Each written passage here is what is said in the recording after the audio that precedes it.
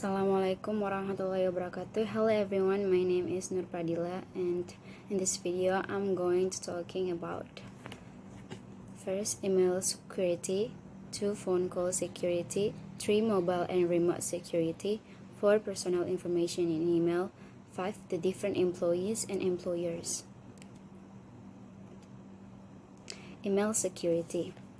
Email security is term for describing different procedures and techniques for protecting email accounts, content, and communication against unauthorized access, loss, or compromise. Email is often to spread malware, spam, and phishing attacks.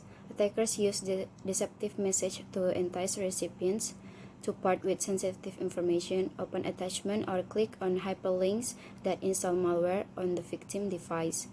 Email security policies. Because email is so critical in today's business world, organizations have established policies around how to handle this information flow.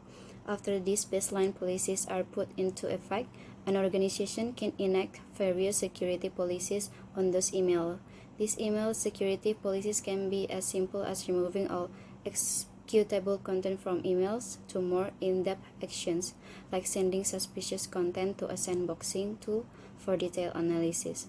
If security incidents are detected by these policies, the organization needs to have actionable intelligence about the scope of the attack. This will help determine what damage the attack may have caused. Email security tools.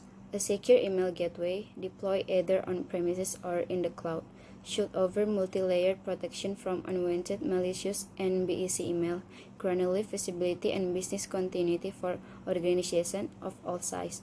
This control enables security teams to have confidence that they can secure users from email threats and maintain email communication in the event of an outage. An email encryption solution reduces the risk associated with regulatory violations, data loss, and corporate policy violation while enabling essential business communications. The email security solution should work for any organization that needs to protect sensitive data while still making it readily available to affiliates, business partners, and users on both desktop and mobile device. Benefits of email security for enterprise. In today's digital world, email has become an indispensable part of our lives, as almost every communication in enterprise happens here. Even though emails are used so freely, it is important for an organization not to become complacent about protecting the data shared via emails, as they can cause severe damage to its business. With the growing threat of hackers, virus, spam, phishing, identity theft, and ransomware attacks, organizations have an added responsibility to secure their business data and treat email security as a priority. Phone call security. Users can take several precautionary measures to secure cell phones. The phone should be turned off when not in use to prevent it from being used as a microphone. Taking a cell phone into any area where someone might speak about classified or sensitive information should also be avoided. Never leave your cell phone unattended, and whenever possible, avoid using it with several miles of an airport. Some cellular providers offer personal identification number (PIN) for phones, requiring that a user enter his PIN number each time he makes a call. Although this may be time-consuming, it remains the best way to protect against cell phone cloning.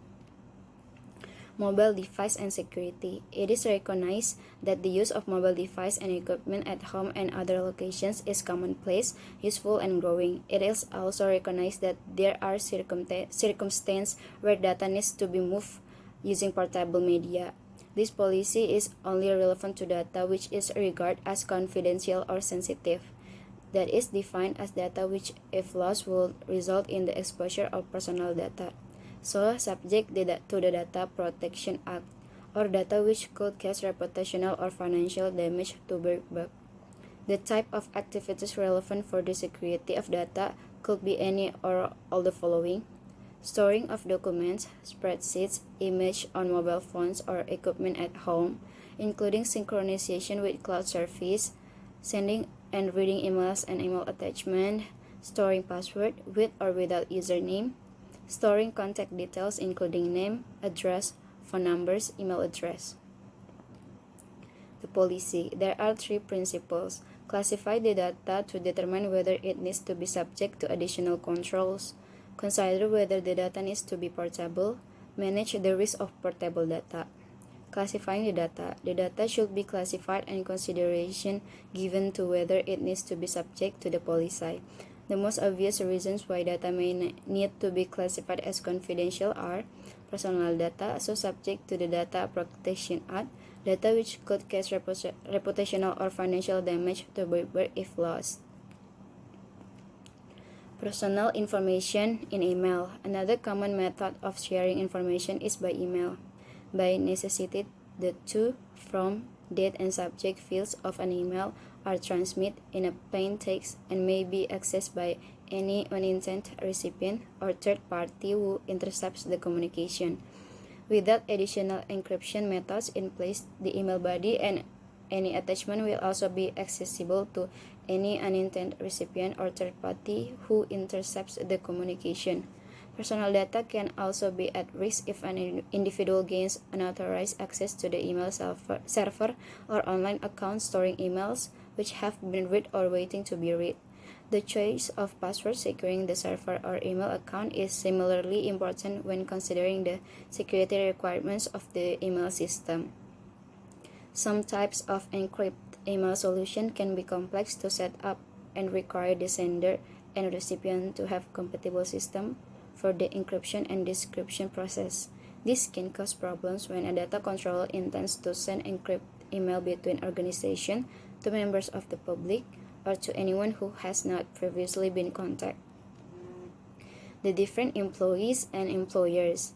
The words employment, employee, and employer are quite common in commerce and entrepreneurship.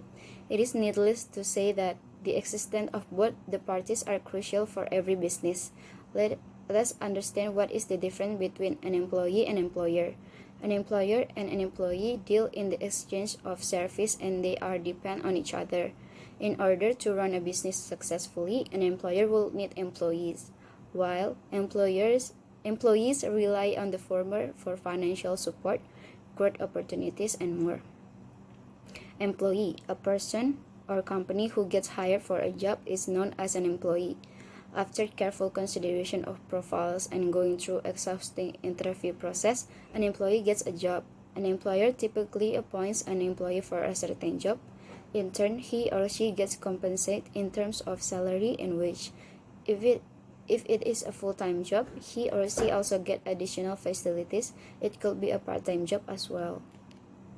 Employers. The employer is responsible for providing CTC or salary to the employee. The employer should also provide a safe working environment to the employee along with other perks. An employer should give good compensation and must prize the employee for good performance. He or she should define the terms of employment and establish the working culture for the staff. Key point: the difference between employees and employers. Objective: both the parties depend on each other for existence. While the employee puts in his skills to get his salary, an employer wants to boost its productivity with the help of an employee. Rules and responsibilities. While an employer provides protection to a working employee, an employee is obliged to meet goals and deadlines provided by the former. An employer is bound to provide CTC, healthcare benefits, pick and drop facilities, and work safety to its staff. Goals for mutual existence. They depend on each other, but their goals different. The employer tries to improve productivity, which in turn will lead to better profits. The employer tries to make the most of hired employees' knowledge and skill to maximize the productivity of that specific area. The employer also tries to eliminate errors, etc. And I think that's enough. Thank you. Wassalamualaikum warahmatullahi wabarakatuh.